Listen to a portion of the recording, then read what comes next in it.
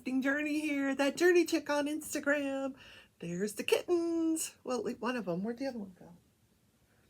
Pearl was just in here. I don't know where she went. Okay, somebody said they couldn't see all of the canvas, so I've kind of adjusted so you can see more of the canvas. Yes, working on the mouse. Let me show you.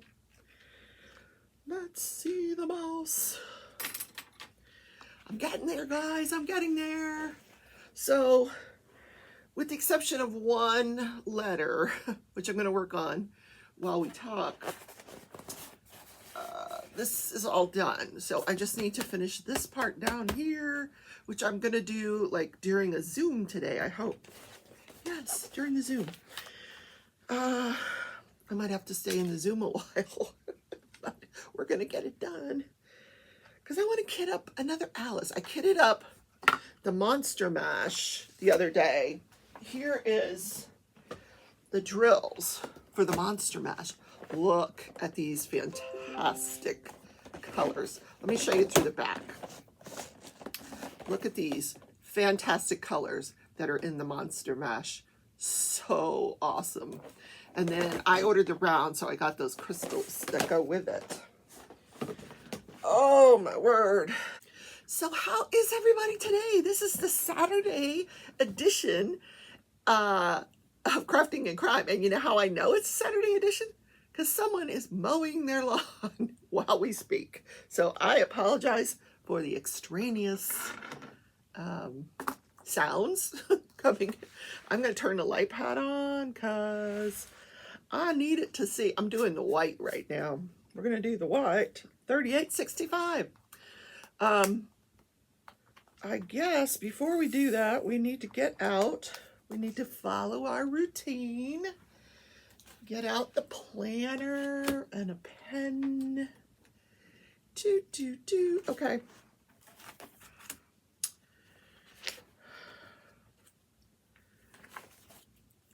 All right. We've got the planner out. No. Let's just start out by saying no. I did not go to the gym yesterday. My knees were hurting so bad. So I was talking to my sister about it. And I think what's going on is that the chair at work is, it's not right. I need to do something with the chair. I need to like raise it, lower it. I need to do something with this chair because it's really hurting my knees. But one of my subscribers had a fantastic idea. For every day that I say that I'm going to the gym and I don't go, this is going to cause me never to say it again. No, but this is a great idea. For every week that I don't go to the gym, we're going to add another week to the no buy. How about that? Yep. So how am I doing on the no buy? Fantastic. Okay. So let's check that off. Friday. So we still have Saturday and Sunday. And if I don't get to the gym, we're going to have to continue this next week. The bills are all paid. I have not paid the rent. Actually, because it's not even the end of the month yet. So I probably should have put that next week. I didn't do any more social media yesterday. Did I? Oh, yes, I did. No, I didn't. No, I didn't. But I have some for today. I've got some fantastic cat pictures for Instagram. You're going to have to check those out. So today is, I'm going to put down what this day in history and what national day it is.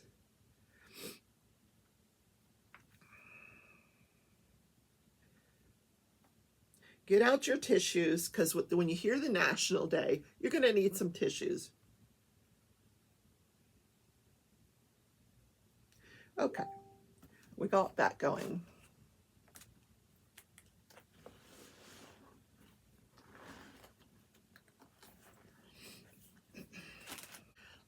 Let's do some diamond painting. Okay, let's get the pens back out. So last night it was 3:30 in the morning, but I was okay. I made some coffee, came in here and diamond painted for a couple hours, and then I went back to bed. Yep. Once the kitties wound down, now one of you said you locked them out at night. I think that's how we're going to have to do this, especially during the work week. Yeah, it's just going to have to be a thing. We're going to have to. I'm afraid though, if I do that, they will go into my sister's room and bother her. I hope not. She likes to leave her door open. But we're getting the air conditioner guy came yesterday with the filter. He put a new filter in. So I'm hoping that the house cools down now. It's very cool right now. I've got long sleeves on because when I wake up in the morning, it's very cool. But in the evening, oh my God, the house gets up to like 80 degrees. So hopefully that will, if it's cool this morning, that will last through this evening. We shall see. Otherwise, my landlord may be buying a new air conditioner. Yeah. And that's all I'm going to say about that. Yep. Oh, there is a lot of this color. I'm going to go ahead and remove this section because this section has a lot of this. Oh my God, so does that section. Wow, there is a lot of this color left in the painting. So let's just, you know why? Because it's the tablecloth. That's what I have left to paint, is the tablecloth. So we're just gonna, sometimes I do this at the end. I'll just forget about sections. I'll take everything off and I'll just do one color at a time. I know, it's weird. The other thing I like to do is I do like to save my release papers. So we're going to put them here, here, here, here. I just put them back in the bag because you can use them over and over again. And no sense buying anymore. So last night, I was on Mickey Sunshine Creates Live. We worked on our mystery diamond paintings. I'm not near done being, I can't talk this morning. I'm not anywhere near being done on that either. But this is the one I want to concentrate on. So, then I was listening to Jennifer Roberts, DP Addiction Adventures. At first she had her live schedule for 8 o'clock and then she rescheduled it. She canceled it and then she rescheduled it for 8:15. I think she was having a difficult time assessing whether she could handle going live or not, given, what's going on in her life. So she did go live, and I was very happy she did. We chit-chatted for an hour. We didn't have to talk about the elephant in the room. She clearly had a little cocktail, and that's good for my girl. But while I was watching her, I was kitting up this that I won from Shalene's Creativity Room, and Danielle Boudreau donated this to me as the prize winner. It's the cloth and all the floss to do this girl in the magazine. Now, I just gotta find what I did with the magazine. This is what happens when I organize stuff. Then I can't find anything. If I left it unorganized, I'd be able to find it. But I wanted to, kit that up. Just, get it all bobbinated and stuff. So that's that. Anywho. All right. You're saying, why do I need tissues? What national day is it? All right, guys. This is National Rainbow Bridge Day. Now, if you don't know, where have you been? Now, Rainbow Bridge is where we say that our pets go when they pass away. They go over the Rainbow Bridge. And then they have this lovely park that they play in and they wait for us, and someday when we go to the other side, they'll be waiting for us there. I have quite a few pets waiting for me there, but most recently was Jake. And I'll put a picture of Jake right here. Oh my God. I miss him. Last night I'm going to start breaking up here. Last night, I was cleaning out a cupboard because I was trying to make room. See, now I'm getting tears in my eyes. I was trying to make room for the dog food. We've got dog food, lots of dog food and cat food. And it's just kind of been sitting in boxes on the floor. So I wanted to put it in a cupboard. So I was cleaning out the cupboard and there was Jake's old dog dish. And it says like yum in the bottom of it. Yeah, my little guy. I miss him. I do. You know, he was, I always say, oh, he's not my dog. He was my mother's dog, but he was my dog. He really was. And I was so sad to um, have to put him over the rainbow bridge, but I do miss him. I have not replaced him. He was irreplaceable. When Jake passed, I had already planned on getting the kittens, and I was actually a little anxious because I didn't know how Jake would react to the kittens, because in the past Jake had had some very violent reactions to other dogs, and I did not know how he would react to a cat. Now, when I brought Tootsie home as a baby, Jake accepted her right away, like that he was, you know, the mom. And he was definitely an alpha dog. So, you know, so today is the day that we get out those pictures, we look at our pets that are over the rainbow bridge, we, commiserate. I had another one, his name was Fred. He was a fantastic dog. And he got so sick at the end. His organs started to fail. I don't even remember how old he was, but and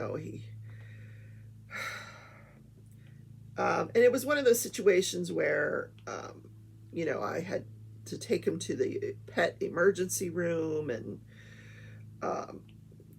because he like overnight developed diabetes, and then his kidneys started to fail, and then I just had to make the decision to put him down. But he was such a great dog. If I can find a picture of Fred, I'll put that there too.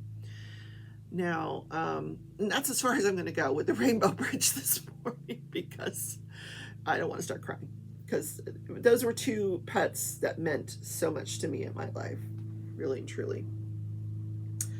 Jake and Fred. Here comes the lawnmower. And they have to mow the lawn at this time of day. Otherwise, if they wait any longer, it'll be 100-degree heat.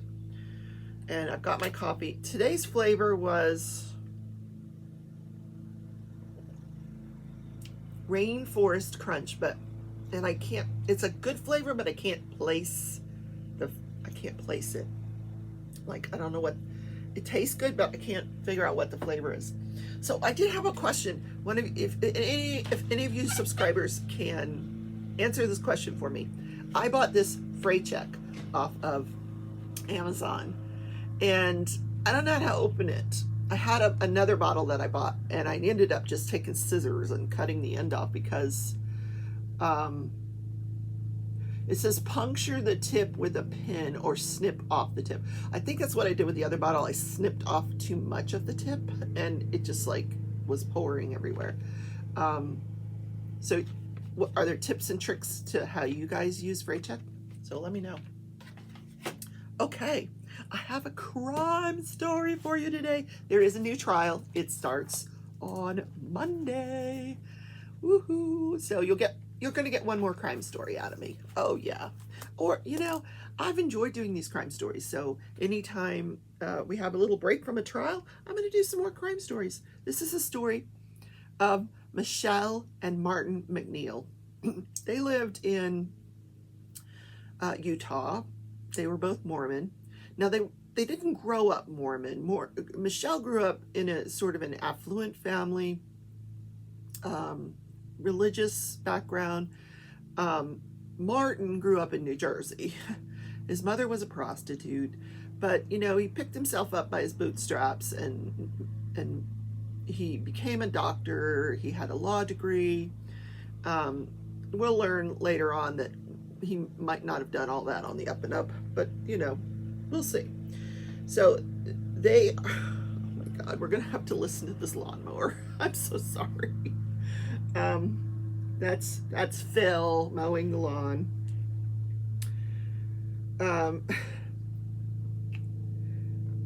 So they're married for 29 years. Her parents did not approve of him. They thought he was very controlling, and they So, you know, right off the bat, their parents' radars were like, we don't, you know, we don't like this guy. So they had 4 kids. He converted. He became a Mormon. He was involved in the administration of the Latter-day Saints. They adopted 4 more kids. 3 of them were from the Ukraine, and one of them was actually from one of their, of the 4 kids they had, one of those children had a child. So they adopted that child and raised that as their own child. So effectively they had 8 children.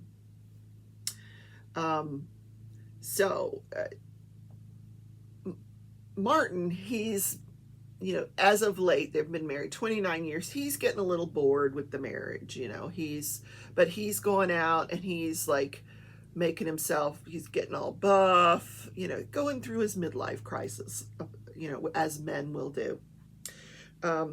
So he talks his wife into getting a facelift. Now, when she grew up, she was a beauty queen. She was like Miss something or other, you know, homecoming queen, that kind of stuff. So she was a very beautiful woman, did not need a facelift.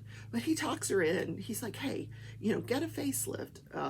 So she's like, you know, if this can help the marriage, I'm going to get a facelift. So she decides she's going to get a facelift.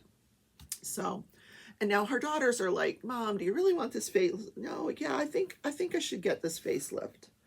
So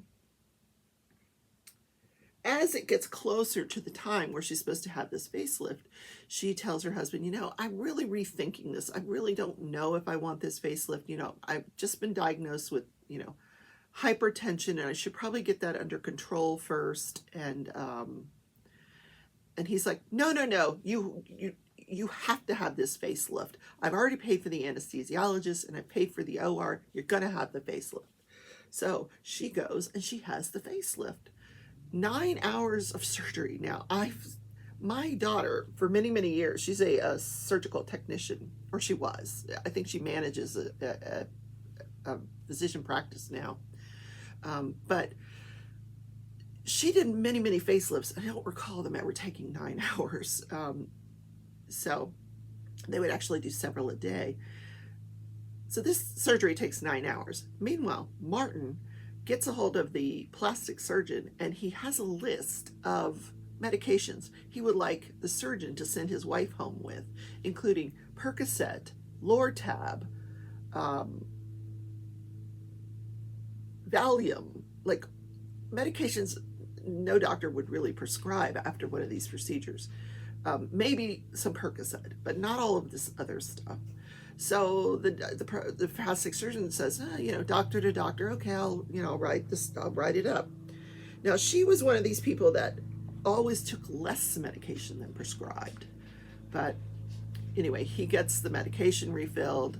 Her daughter, who's in medical school, she is on spring break from medical school, and she decides she's going to help take care of Mom. Now, Mom wants to stay in the hospital overnight, and Dad is like, no, I'm going to take you home. You know, I can take care of you at home. And the daughter's like, no, Mom wants to spend the night in the hospital, so we're going to leave her here. So she spends the night in the hospital. Then the daughter, you know, to Martin's angst, the daughter stays for the 2 weeks and takes care of her mother.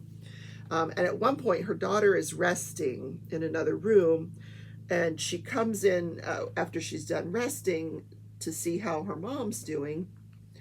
And she can't wake her mom up. Her mom is like, and she says to her dad, what did you give her? She's out. And he says, I might have given her too much medication. So then as her mom starts to come around and, you know, gets, conscious again and maintains her senses, she tells her daughter, listen, you know, outside the hearing of Martin, she says, he gave me too much medication. He kept forcing me to take it, and I didn't want to take it. And, you know, when you get a facelift, your face is all like mummified, and she really couldn't see. So she says, hand me the pills. I want to feel what each was. I want to know what each one of them feels like in case he tries to give me pills again. She goes, because I really don't want any more pills. So the daughter's like, okay, so she helps her out. Now, she's thinking dad did it by mistake, not on purpose. Why would dad do that on purpose? So she, a few days later, her spring break is over and she's got to go back to medical school. So she leaves, she goes back to medical school. Mom seems like she's well on her way to recovery. So a few days later, Martin, he goes to work. After work, he goes and picks up his daughter, the 6-year-old at the time. He picks up the 6-year-old daughter, brings her home. The first thing she does is run to find mom. She's looking everywhere and she finds mom in the bathtub. Now she says mom was laying face up in the tub with her head under the water. And the husband says, Martin says, when he got in there, mom was slumped over the tub with her head in the water. Like maybe she passed out and her head went into the water. So he calls 911, and I have listened to the 911 phone call. It's very strange. He has this almost like this anger. He's like, I'm giving her CPR, and can you get out here? And he's not giving them an address, and they're trying to figure out where he is, and he keeps hanging up on them. So this goes on for a few, the operator calls him back and she's trying to get more information from him. And he's like, hurry, I need CPR. Meanwhile, during this same time frame, he had been using a cane, pretending that he was kind of a frail person. He really wasn't. He'd been working out. He didn't need that cane. But I'm assuming it was to prove that he could not lift her out of the tub to do CPR, which is what he later testifies to. So she's dead. EMS comes. They're trying to revive her. And when they try to revive her, they take over CPR. Like 3 cups of water comes out of her mouth. Now, if he had been doing CPR the way you're supposed to do CPR, the water would have came out when he did the CPR, not when the EMS later comes on the scene and does CPR. So she goes to the medical examiner, an autopsy is performed, toxicology is done where they test the blood for to see what kind of drugs she had in her system and if they were therapeutic levels. And they come back that all of the drugs in her system were therapeutic, and the medical examiner rules her death myocarditis. That means like her heart was inflamed and she had hypertension. So the cause of death, myocarditis, hypertension. Natural death. They always have to say at the end, is it natural? Is it homicide? Is it, suicide? What is it? And this medical examiner, the state medical examiner, said it was a natural death. I don't know how you die a natural death in a bathtub, but she did. So the daughters suspect that their father was involved in this, and they're set out to prove it. At the funeral, the father, instead of he gets up to speak at the funeral, and instead of talking about his wife, he's talking about himself, how all this is affecting him. And everyone is a little shocked. And there's this strange woman at the funeral, and she's like, oh, I just came to offer my condolences, and nobody knows who she is. But a few days later, he announces to the family that he can't take care of these kids by himself. He needs to hire a nanny. So he says, I've interviewed nannies and I've hired, what was her name? Jillian. I've hired Jillian. And the daughter's like, wait a minute, isn't that the lady that we met at the funeral? And he's like, yeah, she was there.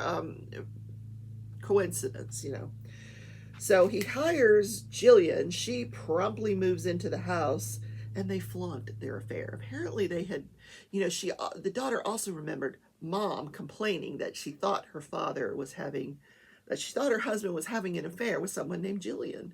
So Jillian moves into the house. She's taking care of the kids and takes over mom's wifely duties. And they don't try to hide it. Now, they had one of their sons, Damien. He was living at home. And, now this is dividing the family because the daughters are trying to prove that he murdered their mother or was somehow involved. And Damien is just square behind dad. Well, eventually, Damien commits suicide. So another family tragedy. Really, really tragic. So the daughters, they decide,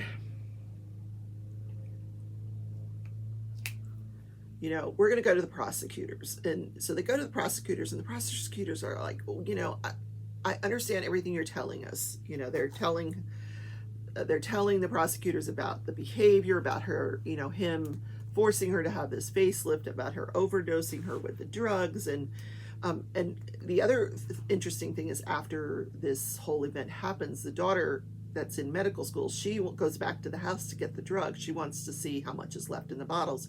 And dad says, oh no, I made Damien get rid of those. I couldn't look at them. They reminded me of your mother. Damien poured them down the toilet. So the drugs are gone. So they're telling the prosecutor all this, and the prosecutor is saying, listen, we can't get past this death certificate that says she died of a natural death. So nothing happens. Nothing comes from that. So in any case, one of their daughters that's from the Ukraine, Jillian and Martin decide they're going to send this daughter back to the Ukraine to visit her biological family. So when she goes back to the Ukraine,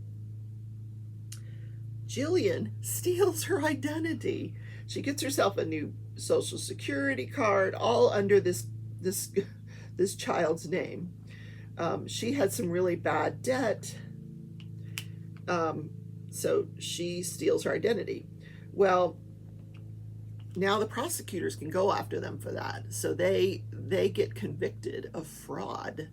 And that poor girl spent like almost a year in the Ukraine before she was finally able to get back home. So they get arrested for fraud. They're tried. They're convicted. The dad, actually, he's tried. He gets 4 years for the fraud in prison. Jillian is sentenced to 21 months, but they cut a deal with her. They're like, listen, we'll cut a deal with you. And this is why she got the 21 months. We'll reduce your sentence to 21 months if you agree to testify against him truthfully in future proceedings. And she's like, yeah, I'll do it. Because they never got married. So she would not be testifying against her husband because they never got married. Now, they pretended to be married, and they actually used their wedding date as the date of the mother's funeral. Ugh, that's disgusting. Anyway, so they get out of there, that this happens. Now the daughters are like, we have got to prove that he murdered mom, So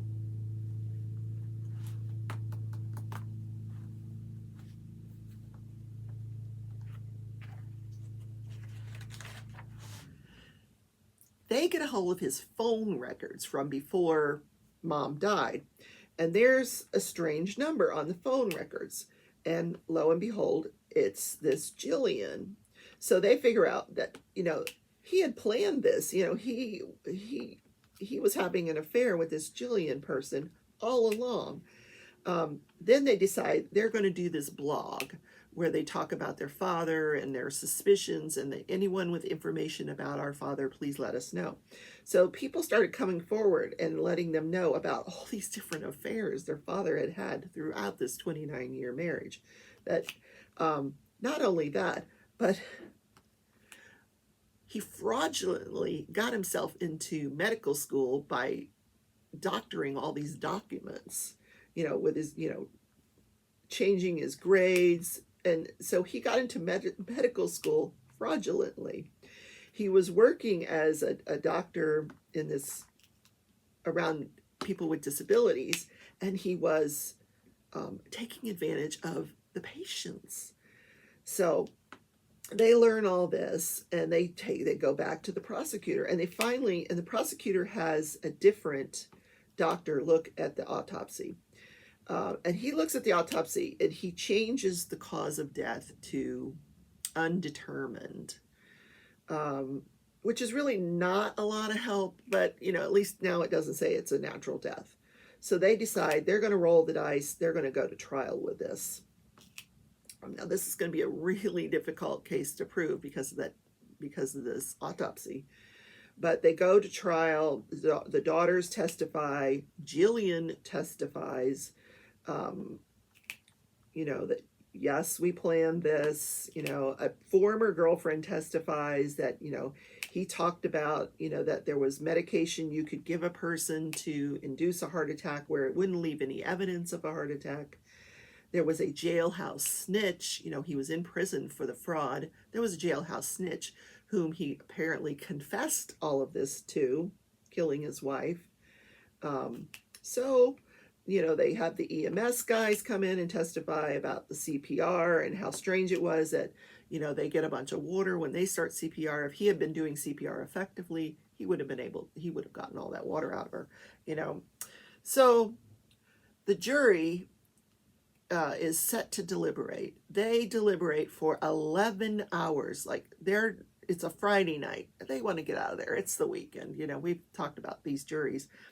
They come back at 1 o'clock Saturday morning with the verdict.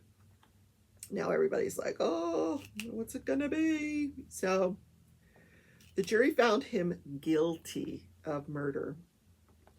Now, it was not first-degree murder. And I'm not sure how the laws work in the state of Utah. But he was sentenced to 17 years to life. I don't know if that meant he would be eligible for parole at some point. I assume so. But 2 years after he is in prison serving his sentence, they find him dead in the yard. So now, and the cause of death is not immediately apparent to the prison people. So they do an autopsy. They finally figure out that he used a hose and a natural gas line to kill himself. There was a greenhouse out there, and this is what they used for the greenhouse, and that's how he killed himself. So lots of tragedy out of this story. The older daughter, the one that was in medical school, she adopted the younger children, and they now live with her. So very, very sad murder today. Anywho, let's do this day in history. Another tragic end to a marriage. Well, not so tragic, but this day in history in 1996, Prince Charles and Princess Diana, they get a divorce. Oh, what?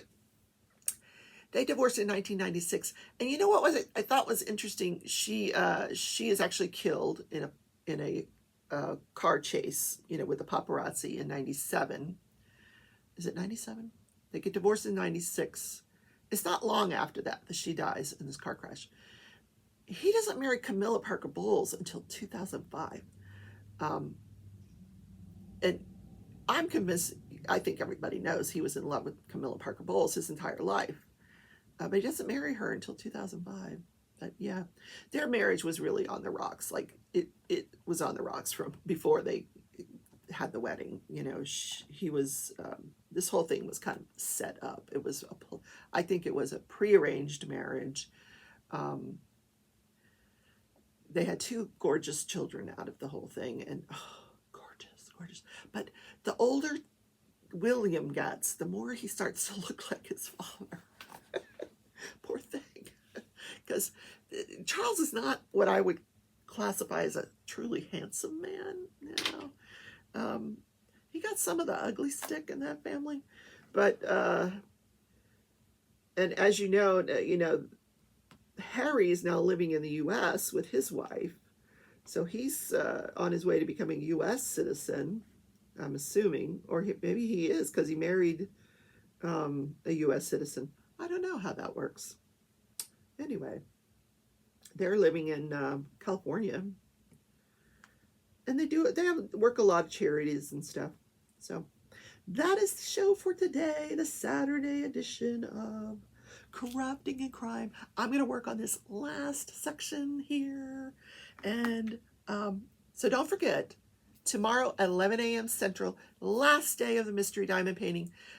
You still have time to sign up for the next one if you're interested. It doesn't start right away. You'll have a little bit of time to get to know your partner, feel out how much you want to spend, where you want to spend it, get the painting ordered, get the painting in, and we're looking at a target start date of around November. So order a Christmas painting. So there. Anyway, I love you all. Have a great day. Bye.